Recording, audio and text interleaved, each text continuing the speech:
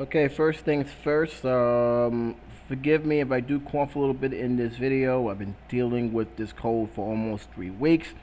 Um, Even though I am pretty much over the worst part, the part of the coughing is really becoming a pain in the ass. So do forgive me if I do cough. Just mind you that that's something I cannot help. I'll try to at least catch myself before going in further any topics. But without wasting any time, let's get on with some of the other stories I talk about. I'm gonna start with the story I talked about in part one of this video. Um, there has not been much said. Of course, it was the weekend. I done this video on a Friday, posted it on a Saturday. So there really wasn't nothing much except for reactions and response. Now, Cynthia Brown did do a response. I believe it was hours after I had done my video. She says she is working on the changes to make sure that women's of rape and incest does not get prosecuted under Bill 206. There was other stuff she has talked about which makes no sense to me. She said that the reason why that bill was the way it was is the person who drafted it either quit or just basically resigned. I don't know what happened, but either way, it's still not an excuse to me. She had in her hand, she should have read it before presenting it. She was the one, her name is on that bill. She should have at least double checked everything beforehand. And the fact is that they had 9 sponsors behind it. Tells me right away that this was not an accident. She meant to have that bill the way it is, and because of all the anger coming all over the place, she is now backtracking, basically covering her own rear end and refixing the bill so that way it is worded differently. But either with that being said, no matter what words she's going to put in, what stuff she's going to take out or add in, that bill, everybody's saying, is not going to see the light of day. It is a predominantly controlled Democratic Congress, and that is pretty much all you need to know about that.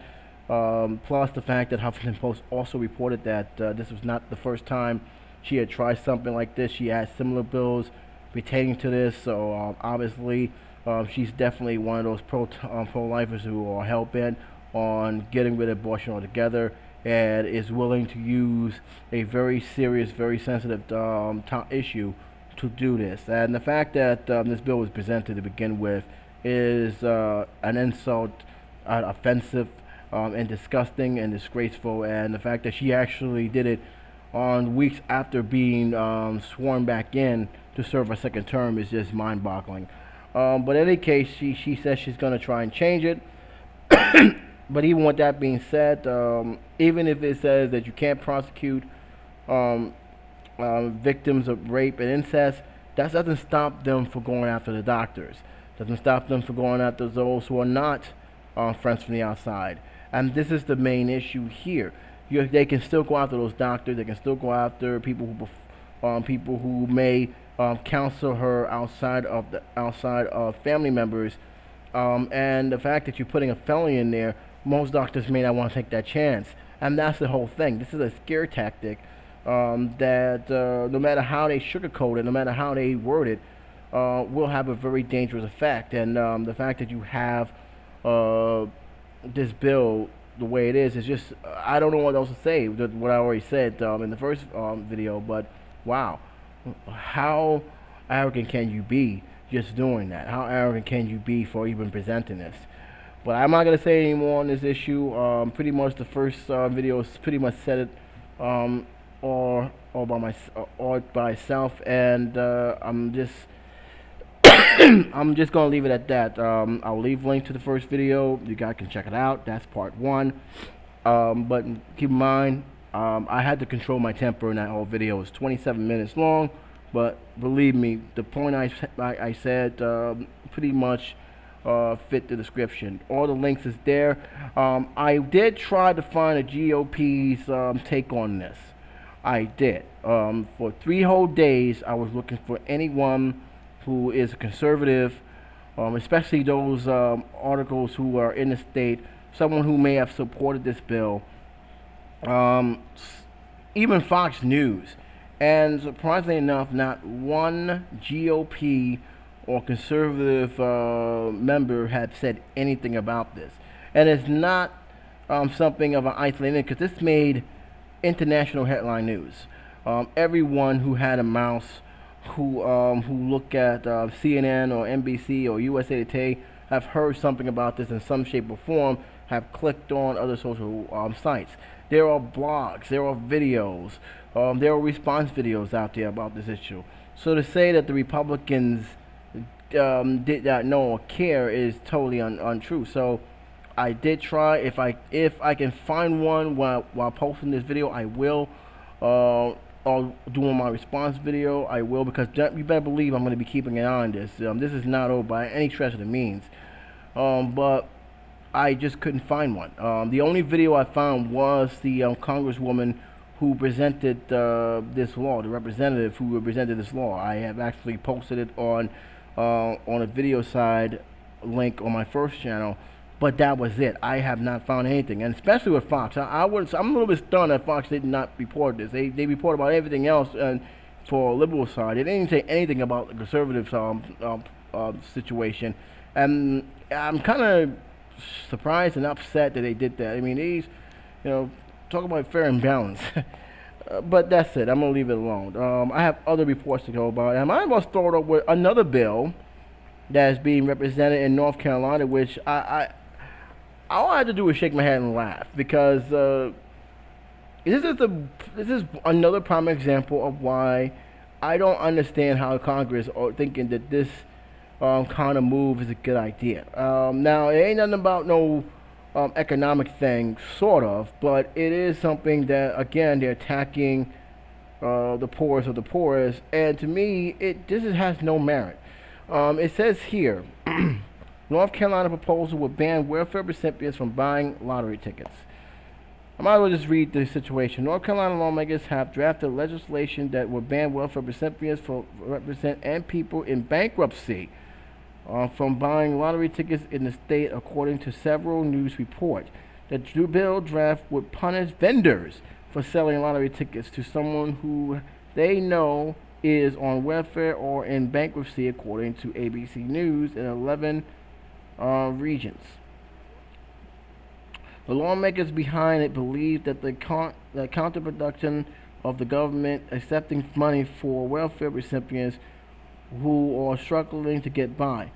We give them welfare to help them live, and yet by selling them a ticket, we're taking away their money. That is to provide them the bare necessities. I'm going to actually respond to that comment, because there's actually an interesting twist to that, not just in South Carolina, but in New York as well. Adding that lottery is essentially a scam, the news outlet reported that STEM also said that some of the North Carolina lottery advisors is just fraudulent, according to News and Observer. Some of the lottery critics claimed that the lottery is a tax on the poor and undereducated and the elderly, who are more likely to buy lottery tickets. For example, the poorest countries in North Carolina have the highest spending per capita on lottery tickets. According to North Carolina policies, what Visa Business Insider, lottery tickets buyers have almost no chance of winning. The jackpot, however, lottery sales around the country has been breaking records. Now, I got two things about this. I'm not totally one-sided on this, because I do agree on one major thing here. The lottery, especially in New York, do target the poor and the elderly. There's no question about it. The poor and the elderly are the ones that mostly buy lottery tickets. I originally came from the store, and this lady, she always buys the same amount of lottery tickets, 9 plus 2 win for life. I don't know if it's just for recreation or it's an addiction or whatever, but she does with her money. They rake in a lot of money on lottery tickets alone. And the main reason that we always hear, especially in New York, and I'm gonna keep it with New York a little, because this is what we always hear in New York, that the lottery ticket helps pay for schools. Which I'm gonna tell you right now, that's a bunch of lie. Because if that's the case, most schools would have books. This is New York City, and some of these schools don't even have a projector or even classrooms to teach their class. I'm dead serious. But according, that's why the lottery, it says, is supposed to help fund the city. But it comes at a situation where it's mostly targeting poor and the elderly to have that chance of striking it rich before they go, have that chance of striking it rich to get out of property. So yeah, I do understand their point, because when they say lottery tickets buyers have almost no chance of winning, I mean, they're not lying. They don't. The chance of winning is 1,500,000 to 1, or maybe even more than that. But people do buy tickets. They do have that chance. They do hope, and there's nothing wrong with that. I don't have a problem with that argument. I do agree that there are some kind of addiction towards lottery tickets and anything involving gambling, and you have to be mindful of that. That's not the issue. The issue is that you are actually literally forcing a draft to stop people from buying these tickets.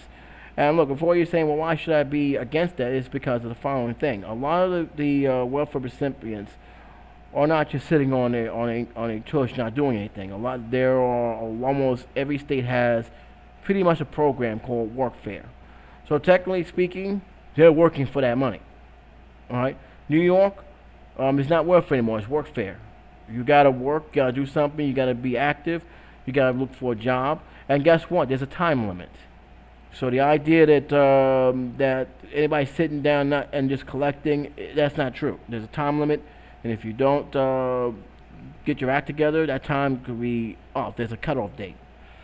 So I just want to let you guys know off the bat. Two, if I'm working for whatever little money they give, and believe me, it is low. It's not even enough to get by.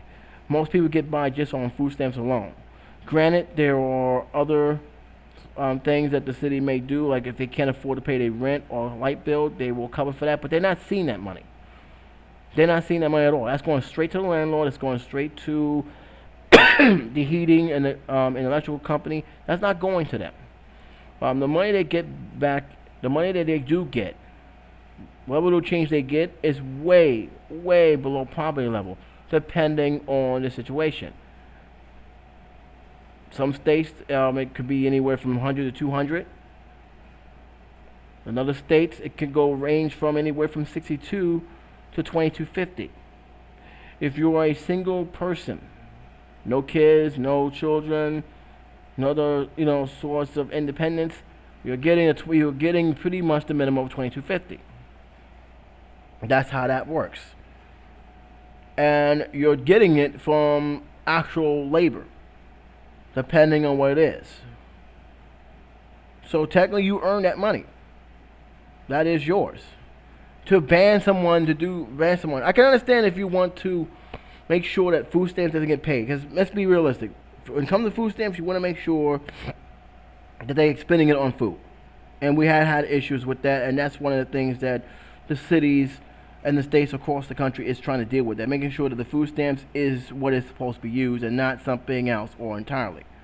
However, when it comes to cash, you really can't enforce someone to buy a ticket. If they're buying a lottery ticket, that's because they chose to buy a lottery ticket. They can't complain if their money runs out. That's the whole thing. And the fact that you're punishing store vendors for selling a lottery ticket for someone they may or may not knew, that's not going to hold up in court. That alone is not going to hold up in court. Again, I agree about one thing. I do say that the lotteries is targeting the poor and the elderly. I will say that. How they're going about it, I don't agree. For the simple fact is, one, you're punishing stores, which is ridiculous. If you pass that law, I guarantee you a lot of those stores would just get rid of the lottery machines. They don't want to deal with the hassle. And again, for a so-called state that says they want no big involvement with government, they're sure putting their stamp on a lot of things. Here's my thought before I move on. How come it's so easy to attack these situations, but it's not easier to go up the situation that a lot of voters have voted you to do, like creating jobs, making sure the budget is well balanced? I'm just saying. I'd rather be more concerned about that than lottery tickets. I don't know if this is gonna pass or not. I doubt it. Just somebody want to put in the word, but to me, if you're gonna do that, you really you're gonna put your foot in your mouth. For the simple fact is, you're gonna be hurting the stores owners, and you're putting store owners as liable for something that they really shouldn't be liable for. I'll leave a link. I'll hear your opinion on it. You guys can comment on it. But I'm moving on. Interesting situation with Sarah Payton lately. In case you guys don't know, she is no longer with Fox News. To be honest with you, I didn't know she was actually involved in Fox News. Probably explain a lot why she was always on there. Fox News, it says here in the article, Associated Press and the Huffington Post. I will leave the Huffington Post link so you guys can check it out. Sarah Payton has partnered away with Fox News, multiple outlet on Friday. That was reported. The Real Clear policy was the first reported. Real Clear Policies was the first report that Palin reportedly signed a $1 million a year contract with the network in 2010. Will not be renewing it. The New York Times, Ben Shelter, later confirmed in the news with Fox News. A source close to Palin told the RCP that she has turned down the new offer. Fox News merely told the New York Times in a statement that it wishes her the best. The news is not yet very surprising. The news is not very surprising, but it does hide as much as anything. Palin diminished revenue report about the increasingly icy relationship between Palin and Fox News CEO Roger Ellis have been circulating for years. He had mocked her in public and had said in a private privately labeling her stupid. Meanwhile, her public profile has waned as the years since her bid for the vice presidency grind on. In August, New York Magazine Gabrielle Sherman wrote that the new contract for Palin was a very iffy thing indeed. That that report came the day after Palin publicly complained that the network had canceled some of her appearances. Interesting. By the time her contract ended, it has been since mid-December that Palin had appeared on the news at all. So, there's a lot of things you can take it from. You can take it as just it was best for her to move on. You can take it that there's actually the relationship which everybody thought she had, which was well, fine and dandy. She was happy to be at Fox. She was happy to make appearance. Wasn't as what everybody seemed to be. Especially if any of these reports was true about the CEO pretty much marking her. Kind of hard to work for someone who is actually labeling you as stupid, labeling you pretty much making fun of you, talking behind your back. It's not a good. That's not a good relationship to have. I will say this: she stayed with her contract. She didn't break her contract. Give her credit for that. And let's be honest here. $1 million a year. She's been there since 2010. It's 2013. She made her money. She's not losing any tears. She's not losing any sweat over it. And so be it. I really don't see how this is going to hurt her anyway. Honestly, I think she was irrelevant 3 years ago, ever since that incident that happened with her with that don't retreat, reload situation. I think a lot of people have pretty much distanced themselves. Even those who are strong conservatives don't particularly like her, especially how she dealt with the governorship, how she resigned from that. So there was always that kind of feeling. Fox, I don't know. That's a little bit of surprising that Roger Ellis did not particularly like her eye to eye and actually have mocked her in public as well as saying things privately. I'm like this. If you got a problem with a particular person, say it to their face. Get out the way. That way you have a clinic. That way we know where you stand, and we can get the job done. But apparently, from this report, it doesn't seem like the things all were cracked up to be with Fox. So I don't even think they was going to sign her anyway. And according to the last sentence, by the time her contract ended, it has since mid-December that Palin has appeared in any news at all. So obviously, the last few weeks of December, leading up to now, she really hasn't been there. So it was definitely a matter of time before that happened. So again, I really didn't care. Fox News is not my thing, especially those guys who claim to be fair and unbalanced when in reality they're just one-sided. But it does raise a question of just how much respect they have for Palin. Keep in mind, when Palin came to the scene, even after the failed attempt at the White House with McCain, she never really went away. In fact, she has grown more stronger in popularity, and I'm a little bit stunned. Now there's like an icy feeling towards her with most of the GOP conspicuous. A lot of it, granted, has to do with probably the Tea Party and how they have been doing things in the last few years. Even though she has said that the Tea Party is not struggling, I'm not buying that for a minute. But there is a sense that people are just tired of seeing her. She didn't go to she didn't go to the Republican convention, so, and there's this feeling now that they just want her to go away. Period. They don't even want her to deal with her. And let's face it, when the Reagan family criticize you, you know you've done something wrong in their eyes. You really know that they're not feeling it right now. I'll leave a link below. You guys can check it out yourself. Yeah. I'm going to save this one for last. I think it's best that I do that. For reasons because it has something to do with guns. And before anybody goes crazy, no, it has nothing to do with the protests. Even though I may do a separate video on that. But it was something else that explains why, although I don't necessarily agree with banning all weapons, there are just some weapons that should not be in the hands of other people because they don't know how to use it, very careless with it, or glorified to the point where it is now, they believe that's God itself. But I'm going to leave that last. I might as well talk about Casey Anthony. She has not been on my radio for a while, and there's a good reason for it. But there are two stories here.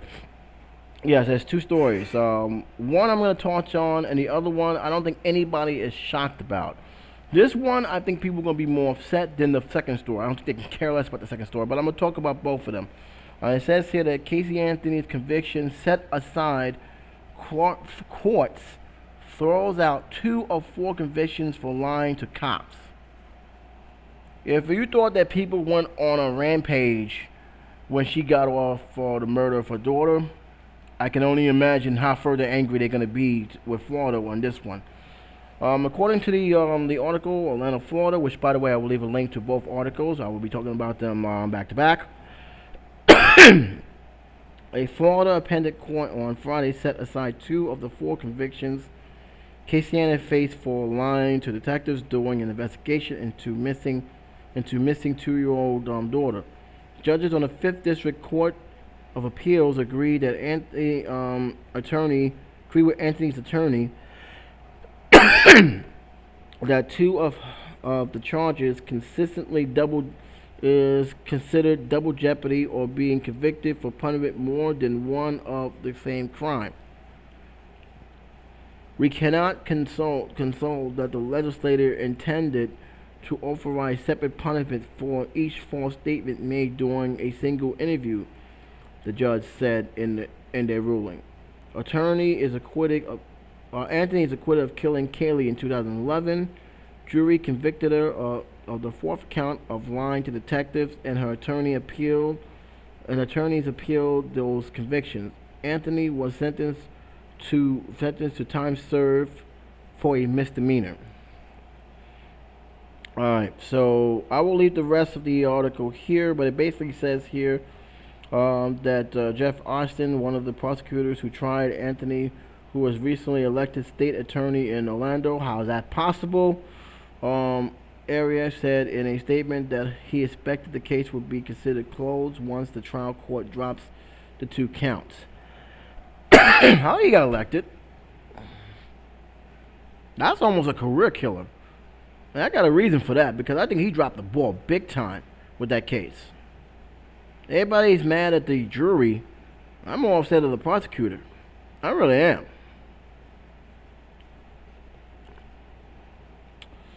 The other stuff it says that about the state appeals. The article also says about the judge said that there was a break in a time between the interview Anthony had with the detective, where there have been significant testimony breaks between the two alleged criminal acts, so as they have allowed the defendant time to reflect from the new criminal intent, as a separate criminal episode will be occurred, the judge says. That's pretty much why a lot of stuff has went down. But yeah, a lot of people not gonna be feel happy about that. They expected to keep all 4 convictions of that, but apparently, I think they more likely it was a repeat of the same thing, and that's what the judge threw out. It seemed like the prosecutor at the time was expecting this, even though if he was expecting, I don't know why he did that. But again, I have my own beef with the prosecutor on that matter. But yeah, this is something that I don't think too many people are going to be too happy about. They really don't like this woman at all. She has since been into hiding. I think the last time that people have heard about her, she did a YouTube video. I don't even know that YouTube video is around. I'm not bothering looking for it. But a lot of people find it very odd, very strange. She pretty much was isolated herself in the situation. Again, this is after she was acquitted of the murder of her child. If you ask my opinion, I think she did it. But I also have to say that the people who was trying to convict her had completely dropped the ball. For one thing, the evidence was almost non-existent, and that was more hurtful than anything else.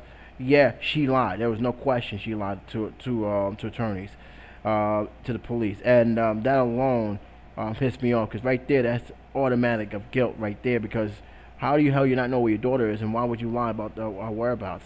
There was so much going on here, and I do believe that there's a lot more to the story. But unfortunately, they can't go back on it. They can't trial for the same thing unless some new miraculous evidence happened that we're not aware of. To me, she got away with murder. But the point was that wouldn't have happened if the prosecutor have done their job properly. And believe me, they have not done their job properly. So we can blame the prosecutor, we can blame the jury all we want. And believe me, I have my own feelings towards it. But I blame that more on the prosecutor because they should have done their job. Instead, they played to the fact of one thing, but they didn't show no evidence. And you have to show evidence when it comes to a case like this. And that's my feeling on it. Doesn't mean that she didn't get punished otherwise, because the next story pretty much says a lot about her struggles with the situation. And this leads to the second story. According to, again, the Associated Press, Casey Anthony has filed for bankruptcy.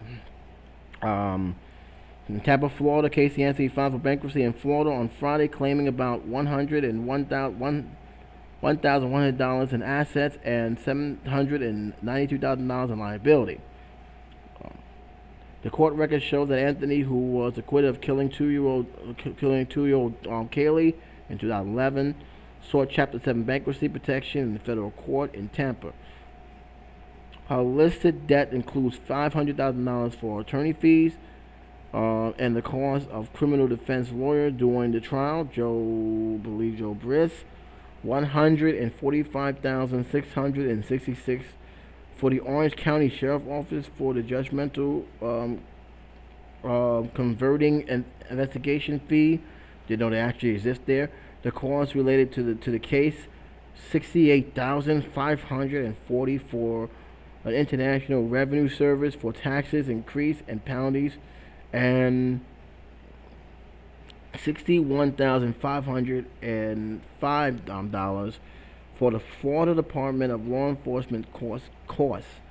Jesus Christ. The the filing also states that she is a defendant in several civil suits, including one brought by a woman, which I'm surprised still is uh, in court for defamation in Orange County Circuit Court. That's as far as I'm going to read there. I will let you guys read the rest for yourself.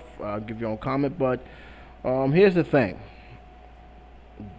That is right there is hurting her more than anything else. And the fact that she still hasn't found work, and that's largely because of who she is. A lot of jobs ain't taking her. Do I think it's right? Actually, no, because people do have to work, people do have to make a living. But the point is, she is a big risk right now, and they're not trying to hire her. People might say, "Oh, well, she should have got a job." That's easier said than done, especially when you have a profile as her. So you got to keep in mind of that.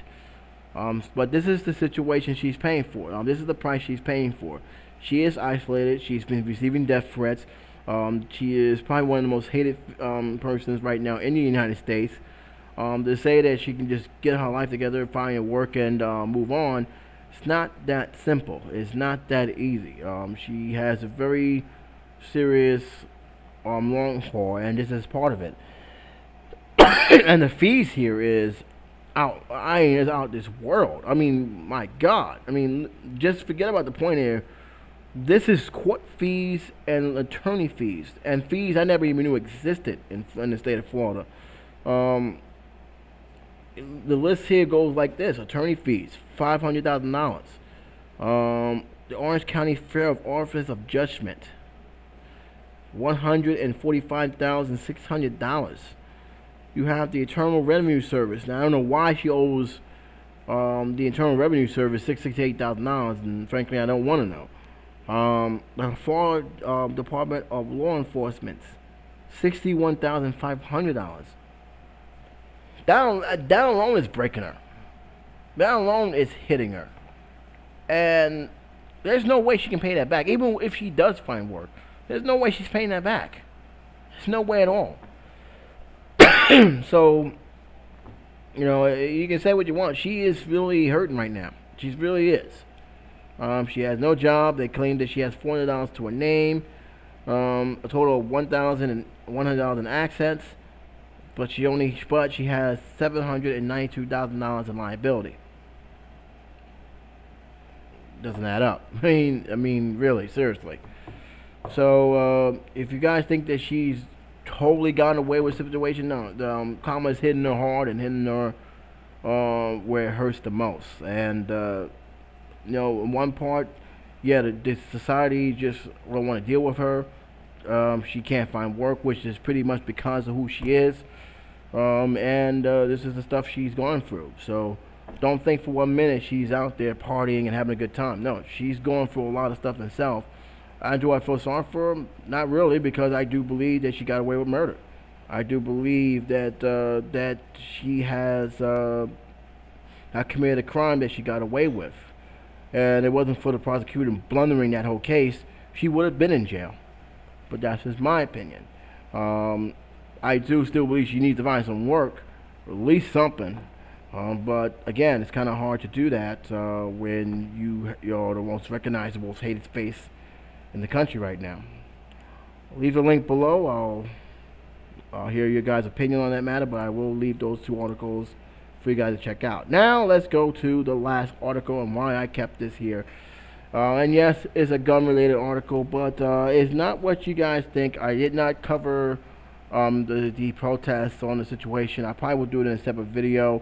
But really, this one here pretty much takes the cake, because it basically proves my point why not everybody should have a gun, especially when it comes to a situation with an AK-47. And why am I bringing this up? Well, here's the situation. It's one thing if you're a responsible person who knows what a gun is for. If you're a hunter and you hunt deer and that's what you do, whether it be for sport or for stock in terms of food and other means, that's fine. If you're looking to have a gun, rifle, shotgun to defend your home from burglars, defend yourself from possibly being attacked yourself, then yeah, I can understand that. I made I made videos on these, and I said it was justifiable. The person was in danger. However, if you're a person who is pointing a gun, and particularly a AK-47, to your own child because she didn't get straight A's in all of her reports but got some B's, something is clearly wrong with you. I don't want to hear about, well, he just lost his time. He has pointed a gun at his child. And I'll read on. It says, a Minnesota man arrested after allegedly pointing an AK-47 rifle at his daughter during an argument stemming from her getting 2 B's instead of straight A's in her report card. Seriously? The perpetrator, which his name is, oh my God. I'm just going to call him Q Real because that's the best way I can do it. 51 has recently purchased a gun because he was afraid that President Obama push for gun control legislation would lead to a ban in those type of weapons, according to the criminal complaint obtained by the C. I'm sorry, guys. This is ridiculous. How do we went from I want to get these guns because I know he's going to take my guns away to pointing a gun at your daughter's face?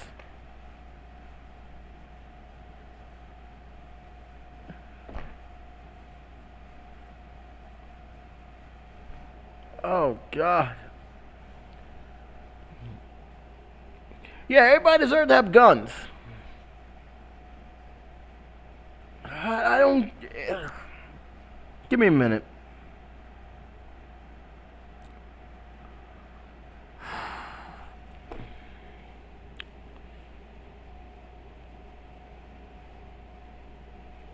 Carl and his 15-year-old daughter were arguing about her grades on June 13th and January 13th in their St. Paul home in their compartment in their home. The complaint states when he wrote at the girl over her lack of straight A's, she told him that she hated him, which led him to allegedly point the rifle at her.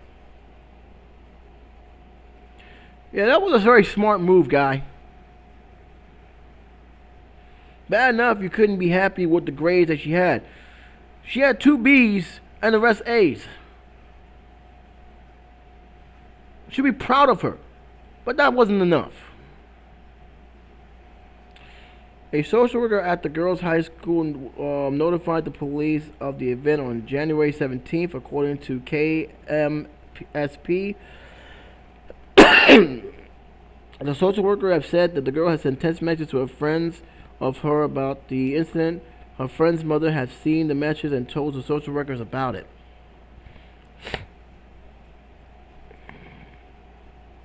The wife of this idiot, I'm going to say it right now, this idiot, told investigators that the daughter was telling the truth about what happened. The Star Tribune reported. She added that she tried to protect her daughter, but her husband pushed her into the floor and pointed the gun at both of them. And again, I am going to say this. This is what I mean between the difference between people who are responsible having guns, people who know what the guns are for, and people who have no business even owning a gun, let alone an AK-47.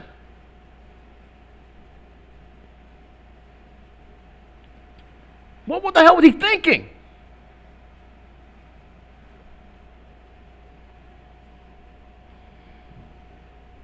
The man allegedly admitted to pointing the gun at her family, but added that he had checked the chamber beforehand to make sure it was not loaded. That's not an excuse. I hate when people make these stupid excuses. You think the person who pointed a gun knows that?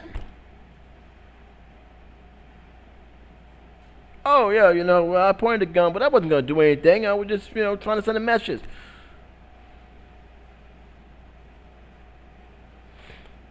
I want to know all these pro-gun choice people are to defend this part here.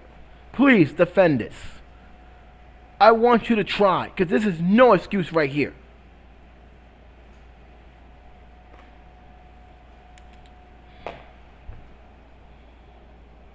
So many people who are paranoid and want to get guns, you're doing stuff like this, isn't helping your cause. It's making making the opposition, giving them more ammo, pardon the pun, to actually ban guns because of this. Unreal. I should have met this being my first report. I'm almost done. The official said the daughter told him that she was not afraid because she knew the gun was not loaded. Doesn't really matter. The point is, he pointed a gun. He pointed a gun. It is still considered a threat. You don't point a gun at nobody. You don't use a gun to do that kind of subject matter. At all.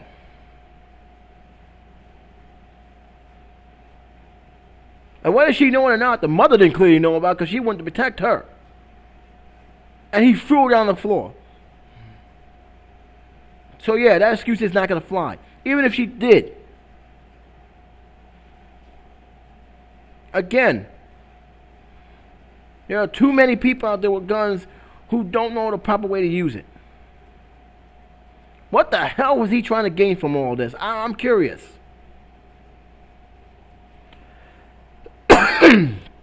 The daughter was taken to shelter, and the man was charged with 2 counts of terrorist threats. Wow. They didn't even charge him with endangering welfare of a child. They charged him with a terrorist threat. He is scheduled to appear on court on Friday. I'll leave the link below. I'll let you guys talk about this. You guys can comment on it. But here's the thing. Okay, I'm going to stress this till the cows come home. I do not think banning guns is going to solve the problem of gun violence. For lots of reasons. They've tried this in Washington, and they did it in such a wrong way that when it went to civil court, it was ruled unconstitutional. And for reasons as followed. They took the guns out of civilians, innocent civilians who wanted to defend their homes. They never once considered that the criminals can get the guns in the black market. So I already know that there's something more to it than just banning guns, especially when there's a black market where most of these criminals get the guns elsewhere. I'm aware of that. I'm not arrogant to the point. There is a big issue with people with mental problems carrying guns, and that's a big issue as well that needs to be talked about. There's a whole lot of issues. I don't believe that I do believe the person do need to defend themselves, especially in their own home. People still hunt. They use hunting rifles to do their kills. My uncle has a hunting rifle in Pennsylvania. That's where he does his hunting for deer. I have no problem with that. What I have a problem is people who claim they're getting guns because they want to protect themselves, but use it in a way that it has the opposite effect. This guy here is the poster boy for that. There was no reason for that. Kids say a lot of crazy things when they're angry. I'm aware of that. And personally, the fact that he's arguing over the fact that she only had 2 B's instead of straight A's is ridiculous. I can only imagine how he would have acted if she had an F in one of those subjects. But your response, okay, she said, "I hate you." It's a hurtful word. I know that. It's very painful. But your response was to go get a gun, loaded or not, and point it at your family members. Come on now.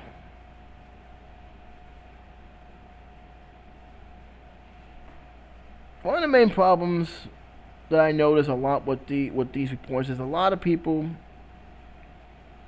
not all, but a lot, don't know the proper way of what a firearm really is. They glorify it, They feel it's a Second Amendment right, but a lot of people don't actually know the consequences of these firearms, what they can actually do. This guy, and I read this in the report here, have gotten, and the reason why I laugh about this because it's very typical. He was afraid that President Obama push for gun control legislation would lead to a ban on those kind of weapons, according to the criminal complaint obtained by the WCCO. So he went out and bought a gun. He went out and bought these rifles. Probably was easy to get. And that once came to his head. He's worried about Obama. He's worried about the gun control situation. He's worried about what new laws they may pass or what new initiative or new policy they may push on gun shop owners in terms of how they sell their guns, how they do their background check on guns. It may be a university background check. It may be a ban on AK-47. He reacted. It was a knee-jerk reaction he did. But with all that knee-jerk reaction, he never thought to himself, okay, when is the time to use this gun and when is not the time to use the gun? You know what? If he would have thought about that, I guarantee he wouldn't be in the trouble he was in. And no matter what you say here, this excuse saying it wasn't loaded, doesn't matter. You still pointed a gun at your own daughter, a child, no less. And even though it said in the article that she knew it wasn't loaded, the fact is the mother didn't. The mother was trying to protect her. She threw him on the floor. I'm sorry. After a while, a red light comes on. I say, "Whoa, this guy's crazy." It's not a stable man thinking right there. And ask me this question before I go, because I know I'm running past the 50-minute mark. I don't want to do that. Ask me this question. How is that helping your cause? Anyone who's pro-gun, how is that helping your cause? It's hurting your cause. Look, you want to own guns? Fine. All I'm saying is, be responsible. Know what that gun is actually for. It's not to own it because you want to feel powerful and that you want to pick fights because you got a gun and anybody tries to fight back to shoot them. Not to own a gun that makes you feel like you're a policeman now. You can feel you can go out and patrol the streets even though that's not your place to do so. Definitely don't own a gun and then later on point it at a family member over grades. All the topics I've talked about here, I will leave links to. You guys can comment on them. I would love to hear your opinion on the matter. As always, you may agree, disagree. I'm leaving it to you guys. Love to hear your comment. Constructive criticism is always a good thing. Until then, this is J77 saying take care, be safe. I'll talk to you soon.